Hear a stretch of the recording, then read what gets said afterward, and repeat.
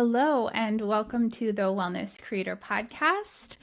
Today's episode is about some scary things that have been going on online, and we want to kind of give you the inside scoop about how to keep yourself safe and your business safe in this age of ultra intense hacking.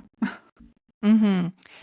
Yeah, we've come across two different stories in the last week, which are kind of terrifying. And yeah, I think it's just important to bring these stories to light so that you as wellness creators and entrepreneurs in this space know what is happening out there and take some strides to protect yourself from the hackers.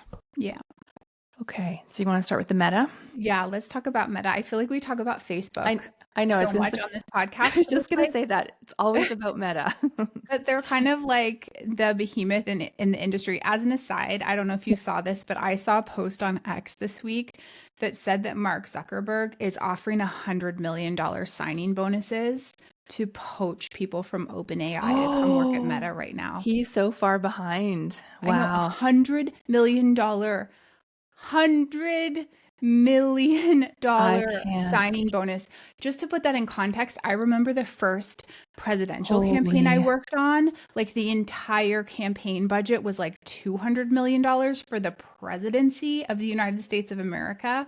Like, it is just such an Wow. obscene, unrelatable amount of money Yeah. to me that yeah, I don't even know.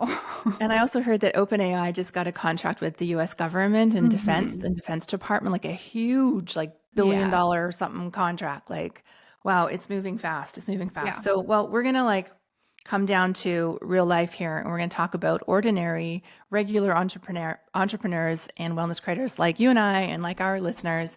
So I came across this story from a reporter from the Globe and Mail, which is you guys don't know what Globe and Mail is, probably, right? No, I was Huh. like, what is this when you Globe sent and me Mail. the It's a TikTok? national Mhm. paper in Canada, and they do some good reporting. And this one lady, her name is Catherine Laisbaum, she did this huge investigative report on the black market of meta brokers.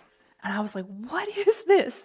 And she told the story where she was just in a group chat with some of her friends, and somebody in there said, oh my God, my small business account, Instagram, has been hacked, or I can't access it. Yeah. I've gone through the front door of Meta. I can't get anywhere. I don't know what to do. I'm beside myself. And someone in the group chat said, oh, you got to talk to Mo. Yeah. And So so this reporter, sketchy. Catherine, was like, who the hell is Mo? Like, what's Mo going to do for you? Mhm. So it turns out that Mo is a broker. And what that means is that Mo is someone who is working with someone on the inside, like colluding with someone on the inside of Facebook, who has access to a system which ironically is called OOPS, and that stands for Online Operation System. This system inside Meta is supposed to be for employees, consultants, and family or friends. So they can use this system to get help with their own account. Like it's like an internal account saving system or mechanism inside. So Mo and other Meta brokers have an inside source at Meta, and they can put a ticket into this OOPS system and get the account Back reinstated. online. Yep. Mhm. But of course, it costs money. So this Mo will say, we can do this, but we need, and what Catherine's reporting showed was it was anywhere from $1,000 to $6,000 to get this back online. And then it's like cash or crypto, suspiciously. And then, Mo will work with his insider and get this thing back up and running. And then the person's, somewhat happy. But it's like such an abuse of this. Number one, from Meta's perspective, it is a huge abuse of this system. But I can't blame people, because when you run a launch, or when you're an influencer, or you have any kind of online business and it's just like you can't really run a business without social media, or it would be very Mhm. unusual. So you're kind of stuck, right? And if this goes down and you go through the proper channels, which means you fill out an online form, you sometimes have to like upload a selfie or a video to show that it's actually you, Mhm. and then you wait. and you wait and you wait and you wait and you hear nothing, and your business is affected. So I can kind of understand that you might go to a Mo and pay whatever to get this like done and quick and expedited. Mhm. Yeah, what I thought was most interesting about this is that Facebook has actually, like Meta has tried to shut this down. Like they Yeah. are aware Yeah. this is going on, but they Yeah. don't know who the moles are in the Right. system, right? So they've like filed lawsuits in all these different jurisdictions. And I Yes. think that's so, I mean, given how much information this company has about all of us, I think it's a little suspect that they cannot figure out who on the inside is actually Yeah. doing this. Yeah. No, I thought the same. Like it's a little bit ironic. Like you are so this Mo, his name is Mohammed Ismail. He's in Toronto, a real guy, and Meta's lawyers are suing him, and they've gone to court. Mhm. And the purpose was to shut this down, but also to find out who on the inside are they working with, right? Or is he working with? And I like, so they have the time and the energy and the money to send lawyers into the courtroom to fight these brokers, these under black market brokers, but yet they can't fix the, Mhm. front door Meta, like my Facebook is shut down. Can you tell me why and how do I get it up? They can't fix that, but they will go after the brokers. Like it seems if you fix the account problem, you won't have these brokers and this Mhm. whole under market thing going on, right? Like I Mhm. think it's crazy. Yeah, I mean, I think that, I mean, just from the much smaller experience we have of running our own technology company, Hmm. I think hackers are generally getting more sophisticated. I think systems that once were protective are not protective. Things like two-factor authentication, which Yeah. seemed like Yeah. pretty darn foolproof now, can be spoofed easily and are not secure and are like, I just think that like it's this whack-a-mole game that is Hmm. always being played. And so, but like what I'm curious about in this instance is like there must be, you must have to like log into that system, right? Once you're an employee, and there's got to be somebody that has like more logins or more, rescue Yes. attempts than other So people. so in the report, and I'll you have to have a subscription to Globe and Mail, so Yeah. I don't expect all of you to do that, but there is a like an audio version where she's being interviewed for their podcast. So I'll put that in the show notes. You can go listen because she's got a lot more detail than I'm sharing here. But she does say, because she really tried to talk to the insiders at Meta to Mhm. try to figure out exactly what you're like, who is this? Like what Yeah. is happening?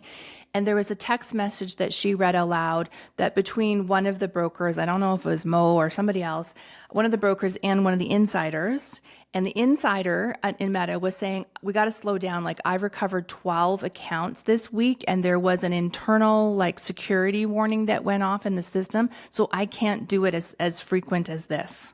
Right. So, and I know like this ops or not ops, oops system, which is just so funny. You just like put a ticket in, Mhm. and it doesn't, you don't know if that's a friend or family of a Mhm. consultant or whatever. It's just like, so there, you're right. I Mhm. think there has to be some like frequency or I Yeah. don't know, something. Yeah. But it's, they're really abusing the system for their own profit, and it's really terrible. And the frustrating thing that I found for this report, and it's not Catherine Laysbaum's fault, but I was like listening to see like, okay, what do we do? What do you suggest? Like talking to all these people, the people that got hacked or then eventually got their thing reinstated, or they're talking to what do we do? And Yeah. she basically said, make good passwords and two factor authentication. And it was like, oh, but like there's literally nothing else. She even said that there's this Meta, they have Meta Verified, I think it's called, you pay Mhm. for it. And Mhm. she spoke with people who were paying that. I think it's like Mhm. 100, it's expensive. It's not like Mhm. $10 a month. They were paying and did get their account, whatever, for whatever reason, shut down. And it was no help. Like that was Yeah. like, Yeah, that's what I've heard also from other you pay that. entrepreneurs. Yeah, You got who an pay. inside contact a Mhm. person. Nope, nothing. Yeah. So it's just really disgusting. And when she talked to Meta about why not, what we were just saying, like why not fix the front end problem, why don't fix the access to the accounts, make it Mhm. easier, give them an answer, bring them back up or whatever. And Meta just doesn't believe that it's necessary to spend the resources on this. Like they're the biggest software or a social media company in the world, and it just isn't a problem for them, and it's disgusting. It's absolutely disgusting. Mm-hmm. Yeah, it is disgusting. And I see quite frequently one of their biggest data centers they've ever made that's like near completion where I'm currently staying. And like the scale of this operation, like they are like I don't even know. You think about it, oh, it's like my little app to like stay in touch, or it's like what my boomer parents use or Hmm. whatever. It's really not. Like it's really like a powerful utility and like security apparatus for how the world functions now. And the fact that you can't run your launch or your account gets shut down for whatever reason because you spoke misinformation or you had a shitty password or whatever, it doesn't matter. Like to them, like they're thinking about much bigger They things. don't care. Yeah. That's my Yeah. take on it, is like we are like a tiny inconsequential piece of the puzzle that is Meta. Yeah, absolutely.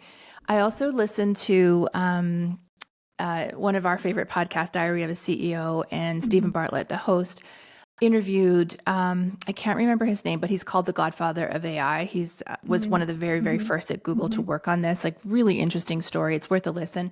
But in there, Stephen asked him what is his biggest fear of the future with AI? Like, should we be worried? And he basically said, one of the things I fear, he had a list, but one of the things was something that you said, was that all these scams and hacks and phishing and so on, like humans are thinking about that and making it happen. He's like, wait till the day comes Mhm. when AI is thinking about how to Mhm. scam someone. It's like things that we Mhm. never even thought of.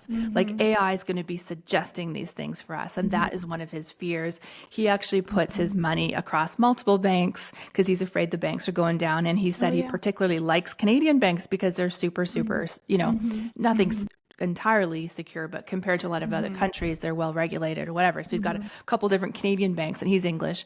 Anyway, it was really interesting, and it was like, oh my God, what Oh yeah, hack I can get AI it. come up with? Yeah, like I've since, by the way, since our business was like affected by the Silicon Valley Bank Yeah, fiasco, like yep, I personally have felt the same way. Like I don't trust yeah. anything anymore, like after going through the trauma of that long, painful weekend. When was that, 2 years ago? Oh my Lord, So, yeah, but yeah, I mean, I get it. Like I think that what is happening now is people are collaborating with AI. The hackers are collaborating to get ideas and assistance in doing this stuff. And I was telling you the other day, which I'll just tell to our listeners too, because maybe they've noticed this.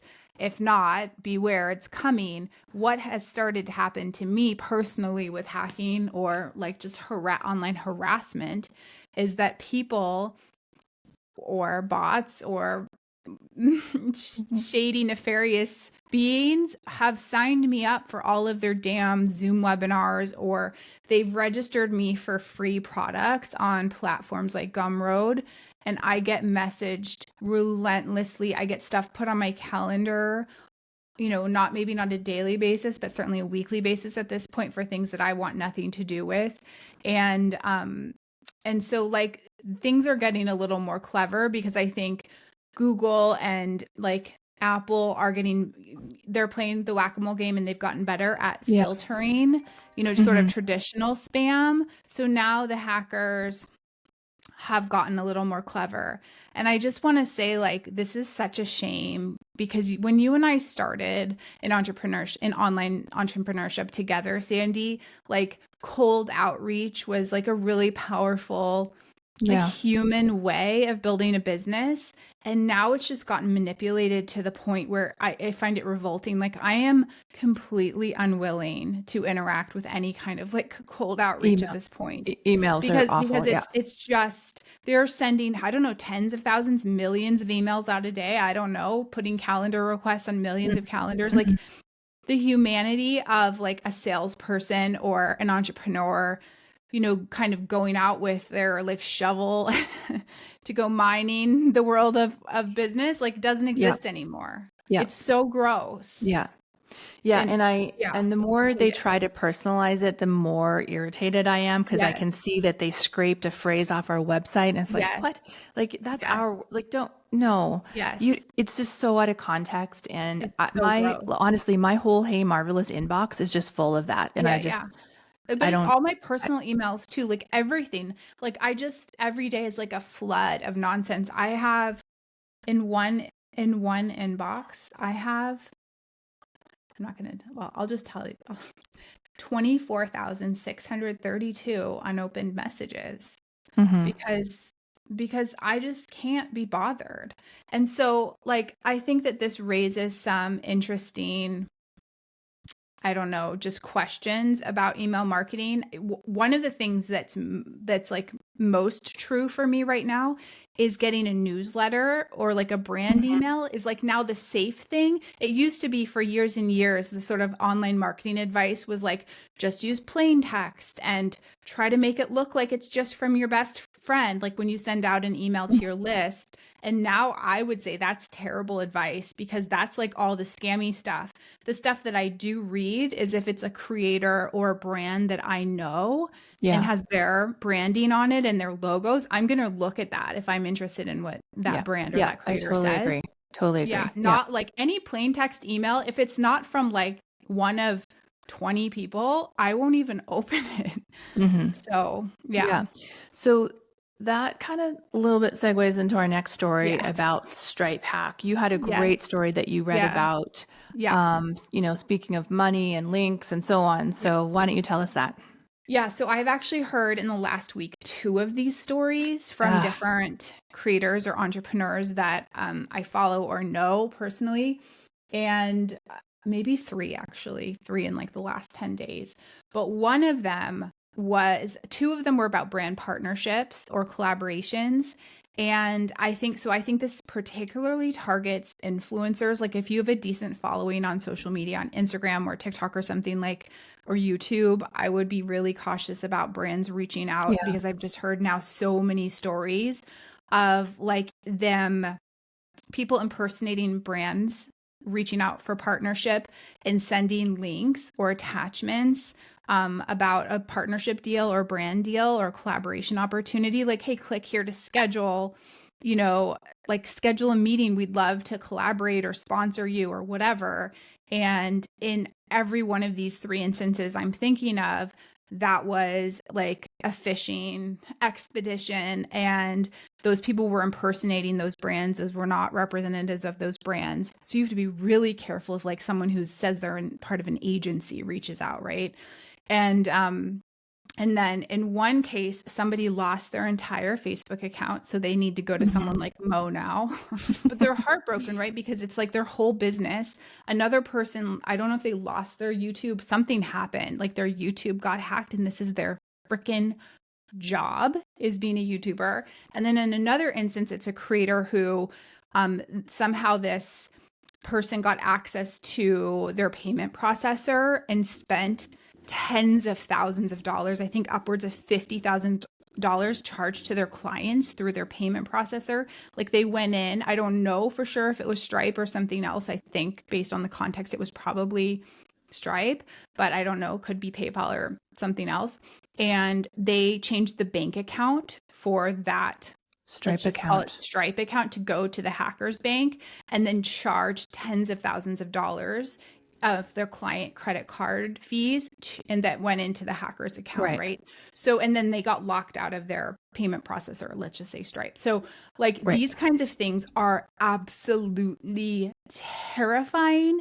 And I have noticed the reason why I suspect it's Stripe is that, like, I've noticed, at least in the US, huge increase in security of Stripe accounts. Like basically everything is two factor all the time. Like if you're going in there multiple times a day, you have to relog in and two factor. And I know, so these companies, again, playing whack-a-mole, trying to keep up with the increase in sophistication or just number of kind of scams going on. You just have to be really careful. I'm to the point now, and this is maybe part of the lesson I wanted to share with the listeners, where I basically will not click a link in an email unless it's from someone I know. And then even still, I'm not sure I would. Mhm. Maybe if it's like a brand email and I'm clicking on a product I want to buy, like Yeah. like maybe, but I just Google or like type in the link or copy and paste the link. So it used to be all the vogue before when you would write emails to like hide the URL, mask it in the word, so that it didn't look ugly in the email. I don't believe in that anymore. Make your links ugly, like type out the link so Yeah. that people can Transparent. retype it and copy and paste it Yeah. without, they need to know where you're Yeah. sending Yeah. them. Like, Absolutely. Yeah. this is so effing Yeah. sketchy. Yeah.